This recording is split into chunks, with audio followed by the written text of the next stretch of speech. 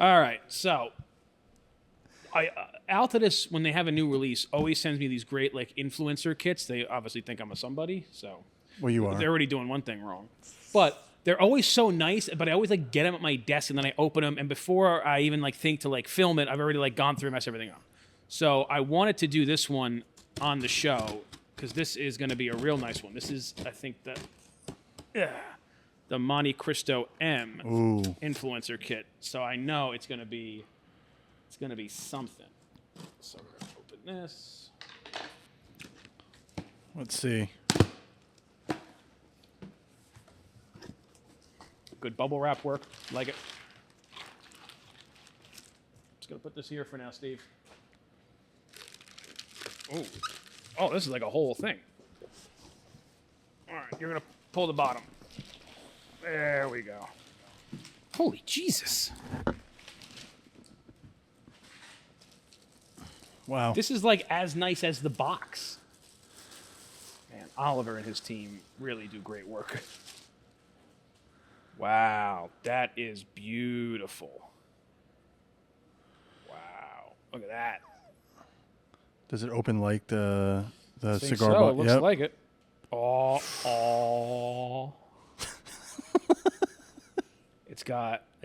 I'm gonna read everyone's thing. Inspired by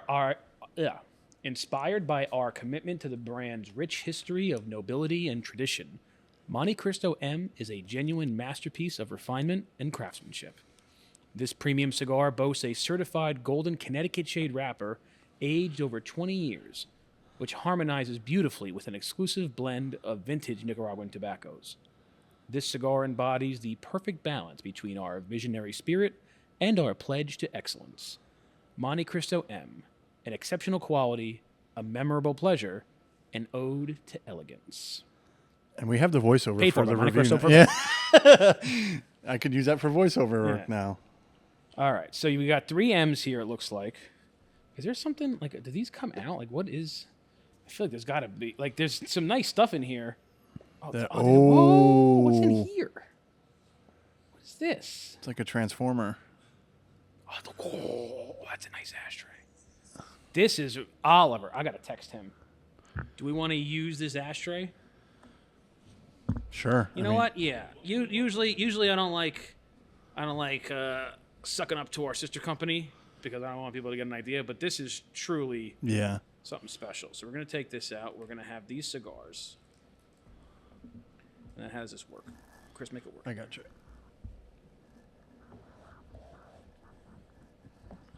I know exactly who designed this box. The same guy I work with on stuff. So we're going to put the ashtray here. Let's put the box back here. We can get rid of this for now. Here. And that's a nice day. Yes. Okay. You can get that one. Thank you. So, it would be great if this was my first time. It would be great for the content if this was my first time smoking the M. Same. But I had a couple when I was down in Florida 2 weeks ago to meet with Altadis and the factories and the what have you. And listen, when someone comes out with something like really fancy and there's like a big campaign around, there's a part of me, the sinister part of me that just like wants it to not be good. Why? Because I'm just an asshole. I'm just it's not Altadis, it's like everyone. Like, oh, I've been working on this my whole life. I'm like, I hope it's not great. There's just part of me that's a jerk that wants to see other people fail. That is kind of like, it is kind of horrifying. Like even from like an artist's perspective, it's like I've been working on this film for 10 years, like X amount of years, and it ends up not being good. And people are always like, what'd you spend like 6 years doing it for? Yeah. What was going on? Yeah, that's always just because you never want to admit that. Even if it's a silly idea or even if somebody that you like, you never want to admit that hard work can actually like come through because it gives you like, oh, if I just work harder, my things will be successful. Yeah. So you always want to have like I hope you fail at that. And that way it'll show that hard work doesn't do anything. You're just Dude, bad. You're preaching to the choir. Yeah. I used to be really bad with that, especially if like there were any filmmakers I don't want to say I didn't like, but didn't respect and their work's good. I'm like, God damn it.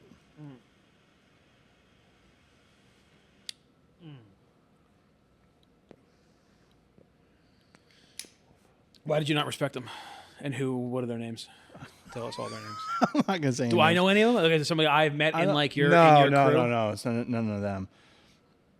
I guess just how they went about like talking about their movie and then seeing it and being like, if you're proclaiming that like you're on the path to be the next so and so, and it doesn't pan out. Sometimes it doesn't pan out. Sometimes it's like, damn, it's good. But I don't know. I think also I need to have a good balance of arrogance and humility. It's a mixture of it's a confidence. It's like you can appreciate someone else's work without getting down about your own. Yeah.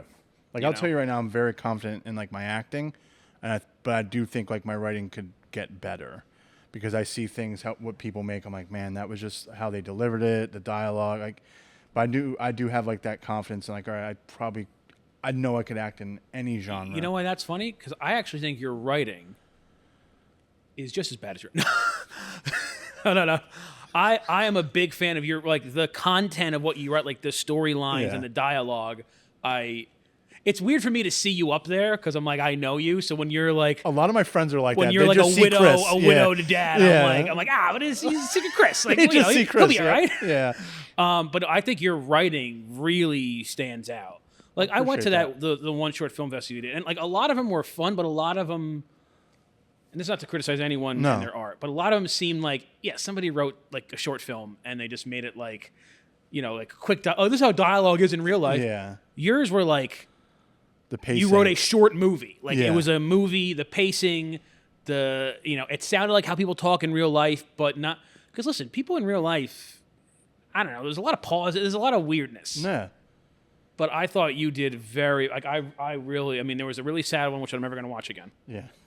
But then Cleaners. I appreciate that. And then did you write or direct the one with the blind guy? I co-wrote it with Steve. Yeah. And then I directed it. That one was really great. Yeah. No, I appreciate that. No, they were truly exceptional. Very, very good. But no, I do know what you're saying where you're like, when something's so good, you do like try to find, in anything, you try to find things to kind of. But here's the thing. I'm won over easily. Like, I want to harbor the thing, but if I see the movie or I smoke the cigar or I try the dish that you made, and it is good, I will not like double down on the hate and be like, well, you could have used more pepper or whatever. Yeah, so like most people do.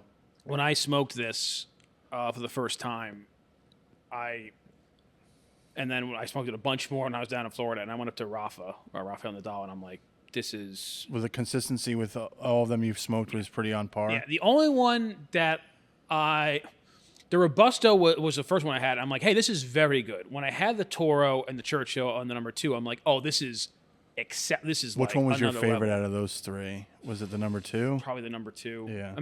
Something about how Montecristo, because even though Montecristos are made at a couple different factories or whatever, they nail the blending of that number 2. So, when it's your signature size, but they nail it so beautifully every time. But... Yeah, I didn't know that was. Yeah, I kind of pieced it together. That's Montecristo's like that. They're not their go-to size, but like the size and the shape they do. It's what they're famous for. Yeah, they're famous for the. Because their Epic number 2 comes in that size and shape. All of their core lines have a number 2. Okay, yeah. Because probably the best-selling Cuban cigar, or at least the most well-known selling Cuban cigar, is the Montecristo number 2. The number 2 size for the Cuban version is like the most known, probably single Cuban SKU. I'm sure there's probably a Cohiba and a Partagas up there too, but Montecristo number 2 is like the one. So it was important when they started the Dominican version, whatever it was, 20, 30 years ago, to make sure that stayed consistent. So I know in like the regular, in the classic, in the white, in the platinum, even in like things like the Epic Vintage 12, like they always have a number 2 size. I'm going to tell you what I like about this. What I want to smoke it too, but it's really good.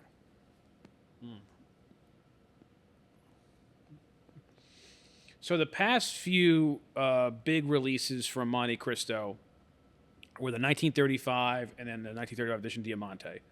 Both, again, exceptional cigars.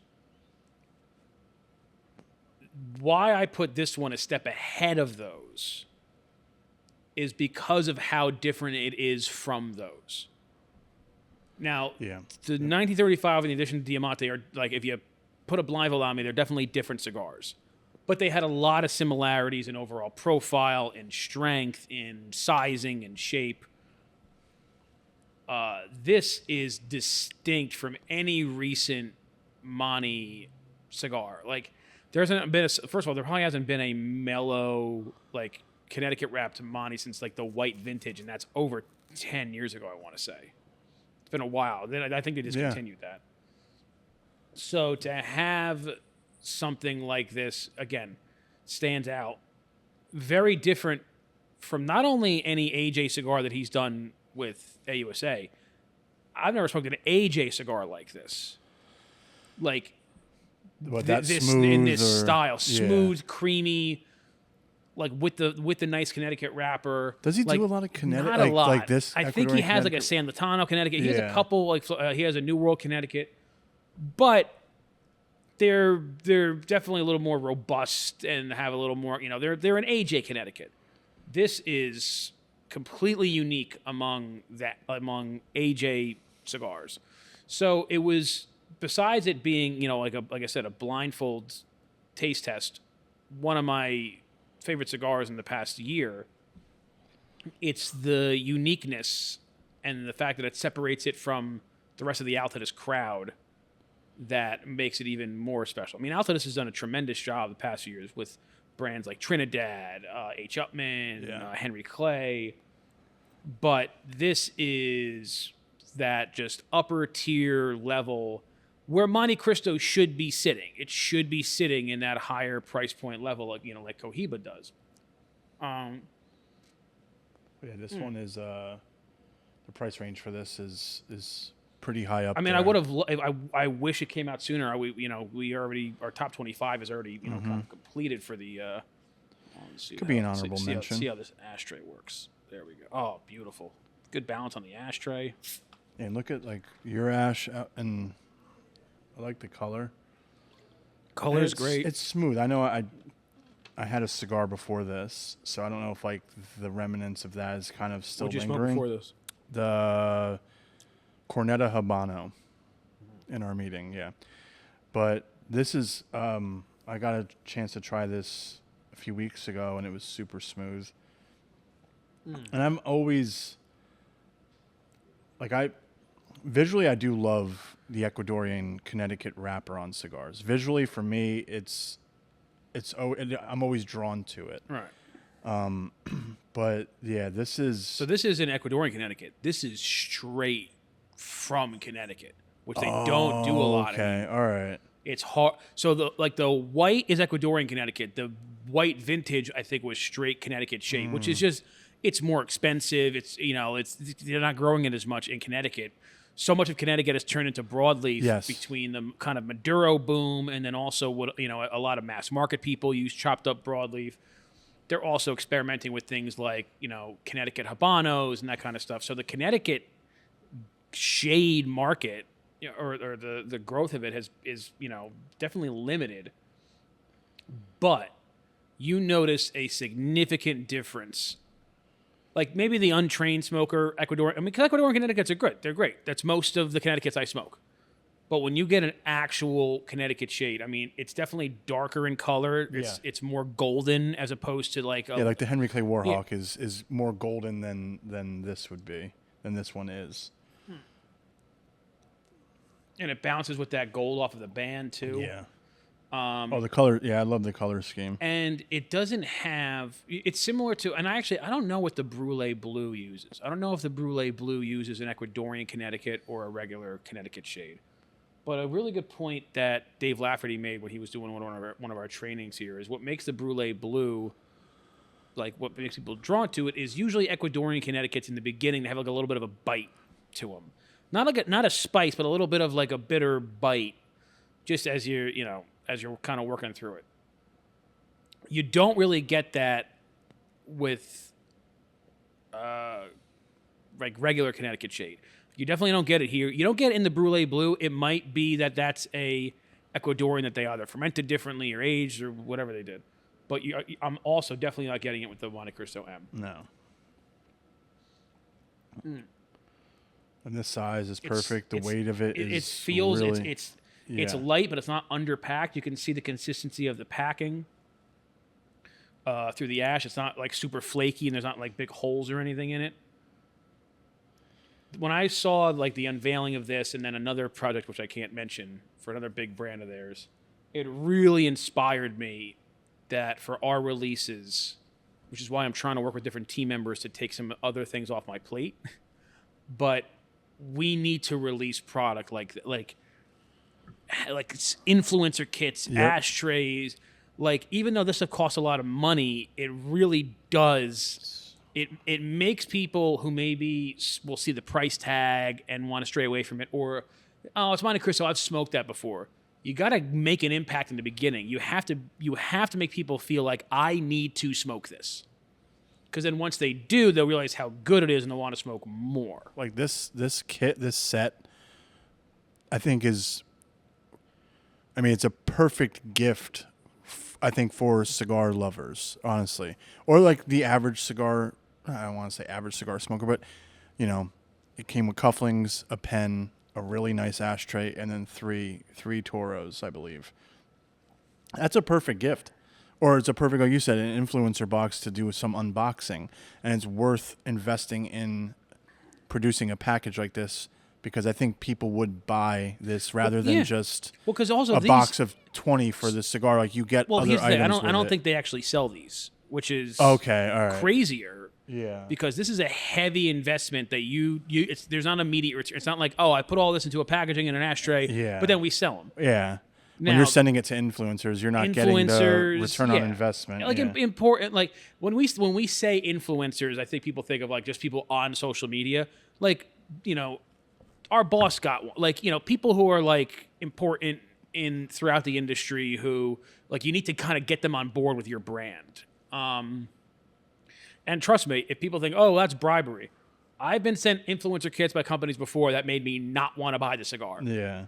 And not because, like, oh, this kit sucked. It's just because I smoked the cigar before, like, anything else, and I didn't like it. Mm-hmm. So it's not like doing all this guarantees you're going to make sales, but wowing them and then providing them, because again, it's hefty for us to even take in at our price that we have to buy it at. It's a big number. But now that they've sold us on it through the experience of opening the box, seeing the colors, smoking several of the cigars, and really understanding the uniqueness and the character, I think it is worth every dollar for us to bring in, and then for consumers to enjoy. I want to say, I want to use the term Davidoff-esque, but it is different. I don't think a lot of Davidoffs use a Connecticut shade, so the profile is a little different. But I don't know what to compare it to. And that's it's fine, one of the more. I think. It's just when we describe to someone like a Connecticut cigar, but like a good one, not like just a beginner one. Hey, it's fine. But like, hey, even on a more mellow cigar, you can taste this thing. You can taste this. You could there's flavors and there's an enjoyment, and the smoke fills your mouth with all this. Like, this is what will now come to mind of like, it's not some weak, like it's your dad's Connecticut, but it's not some new age modern Connecticut where it's too strong and like the flavors of the filler don't go with the wrapper. This will also probably be my recommendation for the foreseeable future for like, hey, I need to get a box or a 5-pack and like, really impress my boss, or like it's a fancy wedding. Like, we have this wedding and I really want to impress people. This is it. This is it.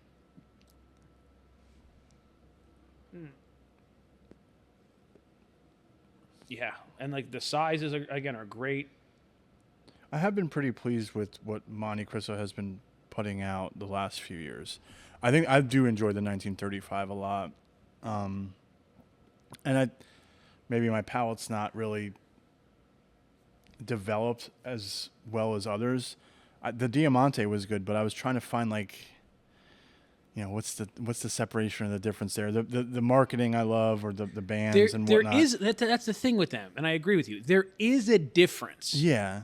But for someone who's not like sitting there and like doing it can be a little harder to detect. But this, again, if you put this up against, I mean, any Monty, this stands in a class all of its own. Yeah. I would say wholeheartedly now, this is my favorite Montecristo that they've ever released. Wow. And again, not just because they bribed me, because they haven't. The check hasn't come through yet. But I'll retract all this if it bounces. But Oliver, you got to really enjoy all of them when you were in Florida, and smoking different sizes. And if every time you were smoking it, the consistency was there, then that says something. Because a lot of people say you're not a lot of people. You just heard stories where someone will smoke. I think when Andy was on, he said he smoked a Trinidad. I forgot which Trinidad it was, and it was like really good. And he went back to it, and it just didn't have the same like flavor profile. It didn't smoke the same. So in the old days of the trade show, it stopped mostly by the time I started going. But my first year, I saw a little bit of it. There was a thing where like, I think it was more prevalent a little bit before my time.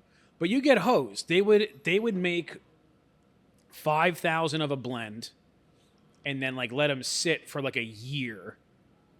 And then that's what they would give out at the trade show. Mm-hmm. But then the ones that they actually sent out to the public were made like, 90 days before they, and maybe the filler was a tiny bit different.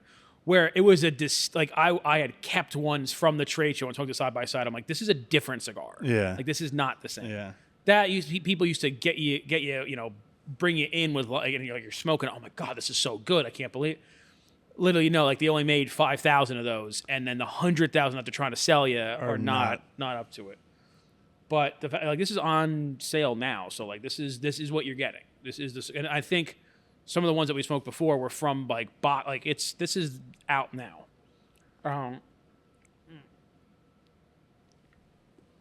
Also, I think really interesting time to release it. Since he was named, I don't know whatever his current title is, but he's big time over there now. Oliver has just done a tremendous job over at AUSA. I don't know if he wants his name out there. Oliver's usually kind of a private guy, but he's been a good friend of mine since I was working in the store. I've known Oliver, taking me on trips to Connecticut. I think he was down with us in the DR one year. He's got a history. I think his dad used to work in tobacco over in the UK, and then he used to work for. He's got a whole, it's in his lifeblood. One of the nicest guys and smart. Like, just knows how to release something. Is an expert on swag items. Like, so many of my vendors that I use for things now, like, come from him. Mm-hmm. My aging room journal. I use that thing all the time to take notes in meetings and whatever. No, He's just, and then what he did here with the M. And then, our former CEO Davide is now in charge over at Altadis, and I think part of this was like his baby. A lot of what was going into this was like his idea, and so Davide kind of comes out swinging, like with the Pure Origins, and for us a few years ago, 2 years ago. Now this, and I do think it's worth the price point. I do. I don't say that a lot about cigars and whatnot, but I think this is worth. Because, I mean, it can be like an everyday cigar. I mean, if you have the lap of luxury to enjoy, one every day. But like you said earlier, this is going to be a go-to cigar where you want to, like you said, impress your boss. Impress yourself. You got a promotion. You want like if I got like a big promotion. Well, here's the thing. If I got a big promotion, I probably still wouldn't buy a box. I tell Asa to send me a box. Yes, yeah. Send me a box. But it's definitely like, I think even if you have a ton of money, you shouldn't be smoking this every day. I think this is like occasion. Because then you're too used to like you gotta savor it. It's like if you buy if you're a billionaire and you just buy like the $10,000 bottles of like 200-year aged bourbon, you're gonna get. If you ever have a regular bourbon again, it's gonna taste like shit. Yeah. So you gotta reserve that for expand your palate. Exactly. And let it sit, because I know the wrapper's been aging for 2 decades. This rapper's older than Steve. I know. What the hell's going on? How old are you, Steve? What's your social security number? 0. It's You're just the 0. First one You were ever? the first guy born. You were the first one.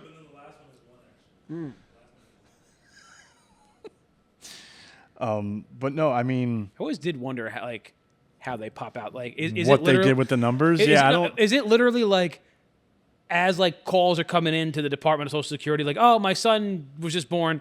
Like, it's just going in numerical order. Yeah, I don't know. I've never met. You know who I have to check with? I don't know anyone. Well, who? I got to check with Liz. Oh, We're yeah. both from New Jersey, born on the exact same day in the exact same year.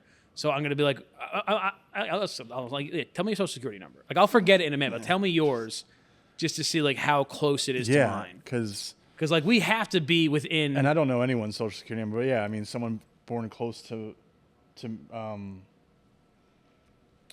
yeah, like if it's on the same day, you know, it's same just day, so- like same day, same year, same state, like within 20 miles of each other. yeah, that's crazy. So, and also, do you have to like call, like, does the hospital like do that? Do I, like, if I have a baby, do I gotta call someone and get this kid a number? Like, how does it work? They gotta just come with you with a birth certificate and a number. Yep, they do. The hospital comes to you with the birth certificate and the social security number. Man, Because when Peyton was born, they had to take like imprints of her little baby feet to like put it on, or something. Like they needed it for her identification. And yeah, so I have that. in case she's tucked away. implicated in a murder later in her life. I guess We got I her don't know. baby prince. We got her. The way she acts, yeah, you never know. But The Orangio bandit. yeah, yeah, she's crazy. But no, that's always interesting. She was very good when we hung out the other day, or a couple weeks ago. She's well behaved Yeah. because she's putting on a show for I mean, everybody. other people were falling asleep at Yeah. that brewery. She Yeah. wasn't. She She was wasn't. hanging She out. showed up sleeping She was having and then- had a piece of pizza. She was having a good time. She showed up sleeping. Yeah. But no. But yeah, I mean. Did you give one of these to Steve? One of Yes. these cigars? Yeah. So this is something I would recommend that you can smoke. Yeah, even though it's fancy, but I think it'll give you what a good mellow cigar is supposed to be. Especially when you. It's Oh, did you? Wait, It was this one? spicy? This one? Yeah, for you. Well, yeah. I mean, The notes I detected in the beginning were notes of spice. Don't you eat spicy his food? but his palate must just be so new Yeah. because this is not. You don't detect any spice? I think I was because of what I smoked earlier. I'm but getting- now there's that I'm but now I'm in this. Now I'm in this. It's super smooth, you know. But also you smoked the Henry Clay down in Alabama, and you that one's a little stronger to me than this. Which loved one it. did you think was stronger, the Henry Clay or this? I'll probably say they both felt the same to me. No, you're good, man. You're good. I don't know what any of these cameras are. Like, you know what I mean? Like, I don't get on anyone for like not having Yeah. cigar. Like, and I hate it when there's guys on Reddit that'll like correct me. Oh, actually, it's this. I'm like, dude, really? Like, who cares? Who cares? I only do it if someone's like being a dickhole Yeah. and is trying to like, Trying well, to- actually, this thing, and this thing, and I'm like, Yeah. oh no, actually, that's wrong. It's this. I've thing. seen you do that to people in real time, and it's great. But I guess it just goes back to me wanting to get the jerks, you know. Dude, in I order. love vengeance. Yeah. I love. I think we all do. Anytime someone's like, oh, you know, I don't, you know, my sister comes to Thanksgiving, but like, you know, me and her don't get along because she like did this to my mom. But it's like, you know, we just like ignore it. I'm like, why? Like, Yeah. throw her out. And he's like, I'm not gonna throw her out of them. Like, you should throw her out. Like, you should show her. I'm all about vengeance. I think, you know, I always see that meme where every man wants to be Batman, and I do. There's a part of everyone that wants to be that vengeance of sorts. I'm the same way. So I got to ask you this. This has nothing to Yes. do with what we're talking about at all. Okay. But you mentioned it in the morning meeting. You went to go see Wicked. I did not. Your wife did. Twice. She wants to go see it again with Peyton, but she doesn't know if she'll sit through a almost 3-hour movie. Peyton doesn't. Peyton's too young to watch Wizard of Oz because there's things she watches now, like these cartoon shows where she gets scared. nothing crazy, but she'll like run to me like ghost, and then like sit like I comfort her for that. So, but everyone's kind of saying the same thing about Wicked, which is Ariana Grande and the other lead actress Cynthia, I don't know her last name, were great. But does it really? I can't imagine it capturing how the play is, because even Jess is like Idina Menzel and Kristen Chenoweth. Like, there's no replacing them. So there's absolutely no replacing them. Here's my problem. Did you see it? No. I'm not gonna. Megan was begging me to see it. I'm like, no. And it's not because of the movie. I have I love the songs. Yeah. I am a big Kristen Chenoweth fan. Yeah, she's great. I remember when I was young, I first saw her on The West Wing, and I just thought she was like adorable. And then I've heard her sing like those songs. Like I've listened to that album her before. Comedy acting is really good too. And then Idina Menzel. I mean, especially from Frozen. Like who do you get better? So it's not about like the performance or the songs or any of that. I have a problem with the premise of Wicked, like in relation to The Wizard of Oz. Yeah. Which is, I can't stand when you take a bad guy who's just a bad guy. You've been saying this. They're a bad guy or a bad gal. And then you need to do this deep, gritty, this one's not necessarily gritty, but like this deep character study on like why they're bad. Oh, it's because they were misunderstood. Yeah. It's because I don't know. I don't think it sets a great example. Like, oh, well, have sympathy for everyone. She was literally just called the Wicked Witch of the West. There was no inkling in the Wizard of Oz movie. Now, also, let's remember, the movie was a loose interpretation of the books. I don't think Wicked is based on the bound books. I think it was based on a book called Wicked. Yeah. Which was like a reinvention. So I'm not saying that the Wizard of Oz movie is like set in stone here either. But there's no inkling that this person is like a sympathetic villain, which is how she becomes portrayed in Wicked. All this stuff happens and they don't like her because of this thing and the other thing. I've seen the play. That's basically it. Like she gets bullied and stuff. Yep. Yeah, I've seen the way she, the way is there like a betrayal? Looks. Is there somebody betray her? I don't. You don't have to. I don't even think so. No, I don't even think so. I think it's just she's just so misunderstood, and it's just where, in any type of story, if someone's misunderstood, which path are you going to take, right? Yeah, but it honestly it makes the Wizard of Oz like movie worse. Not like in terms of like bad content, but like this was just like a nice witch who had a green skin and was bullied and then so she turns bad, and then like this lady comes out of nowhere, kills her sister, and then throws water on her and kill. Yeah. It's very sad. Yeah, like it makes it very sad. But I have the same problem, even though I like the first one, with the Joker movies. Like the whole point of this guy is he's almost just like an evil entity. You don't know where he came from. You don't know. Or if you're going to do an origin story, you do it like in the Michael Keaton Batman, where he started off, he was just a bad guy his whole life.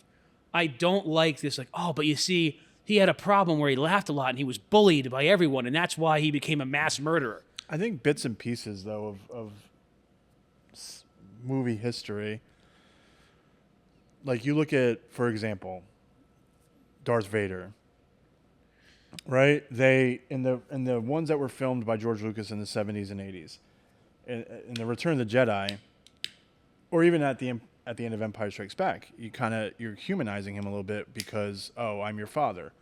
And then the third one, they have that scene at the end, and I don't want to say you feel for him, but it was built in. It was built in from the beginning. Yes. Because even in the first one, when Obi-Wan's he doesn't say that it's his father. When he's talking about his dad, he's like, he was a good friend to me. So you can see that there was some tragic turn.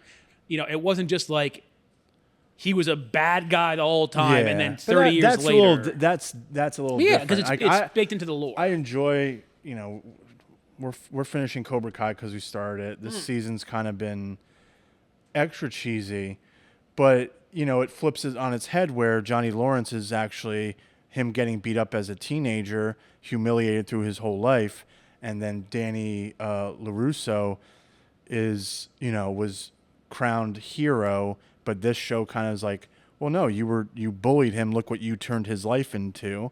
But a part of me is like, you get beat down at a young age. Like the reason, also Kreese was the reason that he became, like he went down a bad path because Kreese is a terrible human being.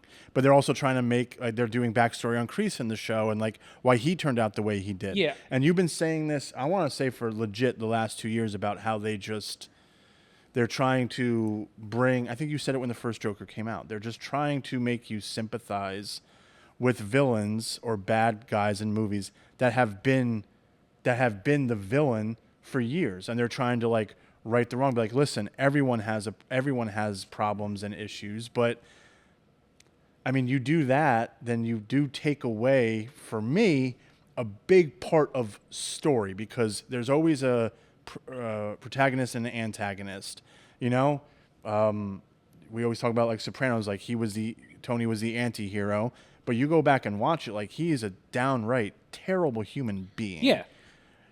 Like if you all of a sudden now in 5-10 years you come out with a prequel and you show why, like you saw why Tony struggled in the series and why he, how he grew up, but he still did things that he shouldn't have. Like he ended up, he took a vow to, I'm never going to cheat on Carmela after I got shot. And that doesn't last long because something just sets him off. So deep down, he gets some car service from when she's in Paris. Yes. And Yeah. he gets some car service from one of the strippers he was driving home. Yeah. I agree. I think, and listen, I might even be looking too deep into this, but I think this is endemic to this philosophy over the past 20, 30 years, which, listen, I think that it is important to understand where people came from, but I also think that the danger of doing what they do in a lot of this media, I don't really want to count Wicked towards that because the show came out like 20 years ago, and I think they were just trying to make like a fun thing. And like again, I like the show, I like the music, I like the actresses that portrayed it on Broadway, and I'm sure the movie is great. I'm not some like I hear it's all amazing. chick stuff. Like no, I'm sure that it is wonderful. I don't like that it can give people an excuse to go down certain paths because they've had a hard instead of being like, no, even though you had a hard life, you should try to always choose the opportunity to do good.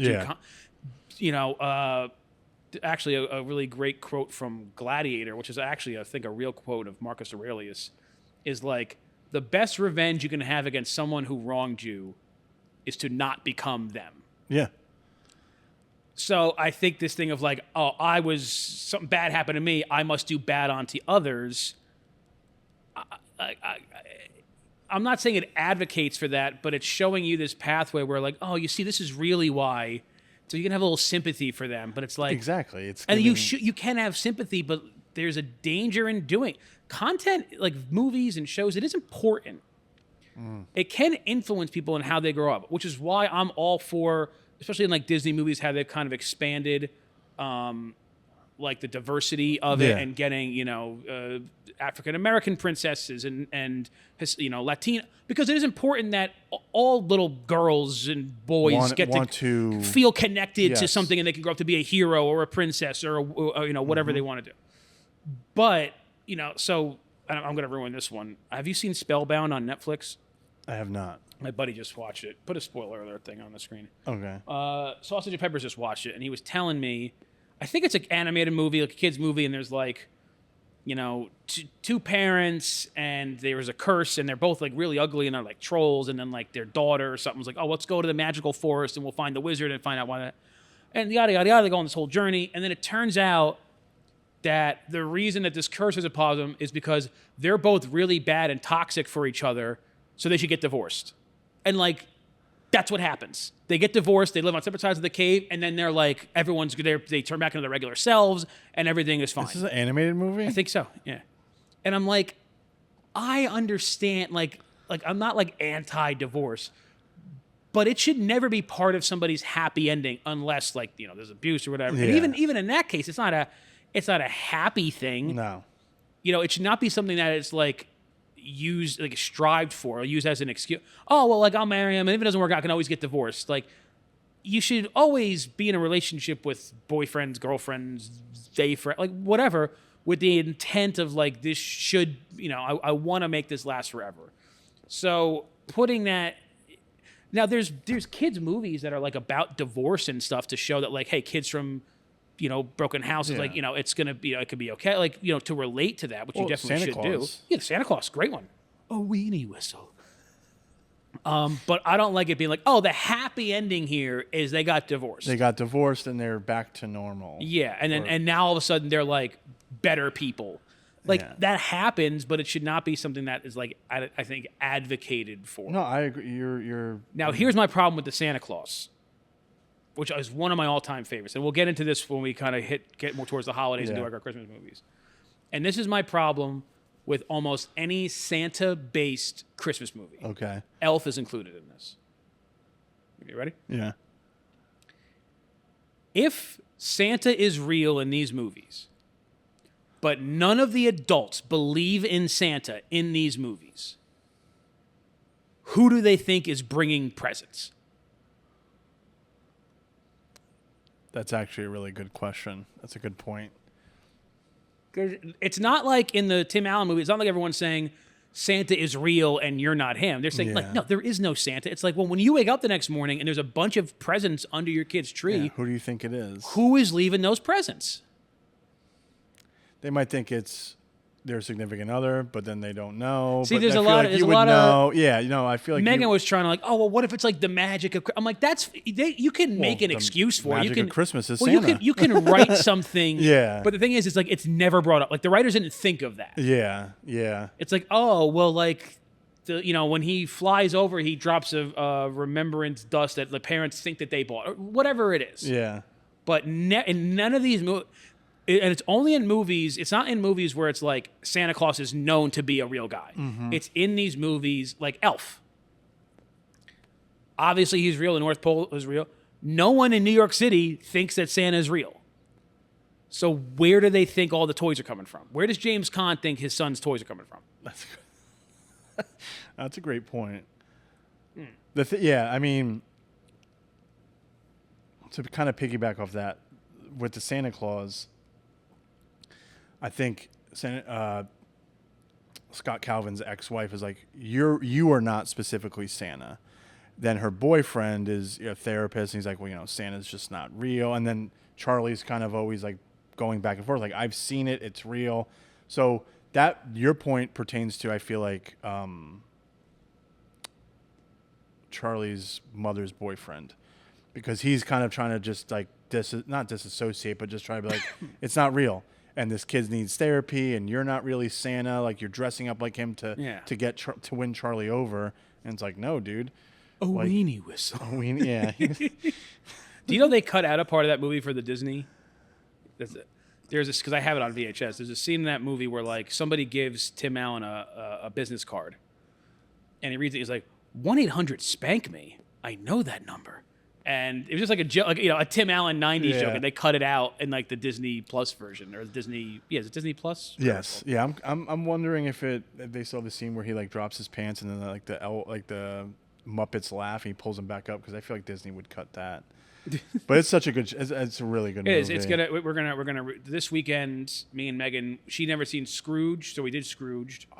She found it a little scary. Yeah, but Well, she didn't like the first guy, not the Ghost of Christmas Past, like the guy who was like his old boss, like the Jacob Marley character. Yeah, because he was like a decaying body. Mm-hmm. I was always freaked out in Scrooged by after he does Christmas Present, and then he ends up in like the underneath the street. Yeah, and he sees Herman from the like that, because him was like with the when I say that terrified me as a child. And very few scary things ever scared me, really. Like scary movies didn't do it. That scene always freaked me out. So we did that. It is a creepy movie. It is. And then we were going to do the Santa Claus later that night, but it got a little late. So instead we did Hallmark's A Very Scottish Christmas, or A Merry Scottish Christmas, with Lacey Chabert. And the guy who plays like her Scottish like love interest. Yeah. And I was looking at him and I'm like, I know he had like this nice big smile. And I'm like, I know that smile. Like that's a very like I know who that is. And before I even go, she's like, "Oh, I'll IMDb it," and I'm like, "Don't tell me." I'm like, "I'm gonna guess who he is," and I'm like, "He played young William Wallace in Braveheart. He played like the younger, Did like he? the kid in the beginning. Yeah, That was him? Yeah, Oh, he's like wow. our age now. And it was him, but he had like these like blue eyes, Yeah. like this big smile. We saw the preview for that. We watched The Merry Gentleman this weekend. Any So- good?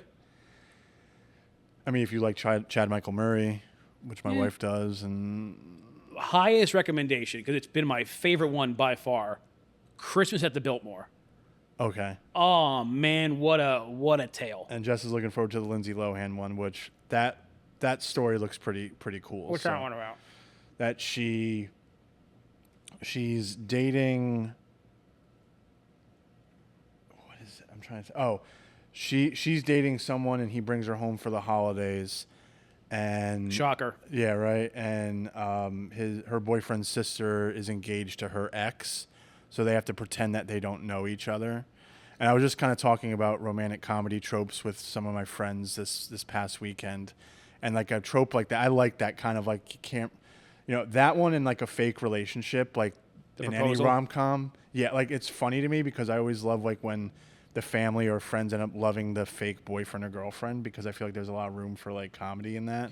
There's But it looks one- pretty. It looks like your typical. I know Netflix is doing a bunch of these movies now, so Hallmark. They're also Netflix they're taking a bunch of the Hallmark ones and putting so like the ones I've watched on Netflix are from Hallmark. Are from Hallmark. Okay, yeah. So the Lindsay Lohan one kind of falls under the obviously Yeah. the Hallmark, but there's something about them that are kind of like. It's funny. Like my mom loves them, my wife loves them. My and like, brother what? loves them. Really? Johnny Okay. Libretti. So he had an argument with Megan because Megan likes the Lifetime ones because they're a little more realistic. My brother likes the Hallmark ones because they're a little. The Hallmark one is your typical like, goes back to the old town in the woods. Falls in love with someone who makes falls maple in love, syrup. yeah, falls in love with like Santa's nephew who like runs a Christmas tree shop, and her boyfriend's like a lawyer and he's a jerk. Like that's like the the Lifetime ones. It's like similar, but they're a little more like based in reality. Yeah. I tend to agree with my brother. I like the The fantastical, Lifetime. Yeah, the Hallmark. Yeah. Yeah, I like that. But Christmas at the Biltmore. Is that on Netflix? Yeah, I believe so. Okay. Yeah, I mean- yeah, it is because I watched it at my house. All right, I'll cue And it. I don't I'll have cue that cable. up because she'll love that. But A Merry Scottish Christmas also very. I liked it because I also just like Scotland. They were Yeah. doing bagpipes. They were like living in a castle. and Lacey Chabert, she's like the queen of. She is. She was. Hallmark And movies. she was very good. She was very good. I can't remember any of the names of the other ones. There was one. I want to have like a whole like in December. Like we'll bring our like top 5 of these movies and we'll discuss. But I do believe it is time for lunch. Yes. So thank you all very much for watching. I guess this is coming out on Friday, so I hope you all had a great Thanksgiving. We'll be doing our post-Thanksgiving episode next week. So have a good holiday, everyone out there. Make sure to check out Montecristo M. Definitely worth it. Make sure to comment, like, and subscribe. And as always, keep it lit.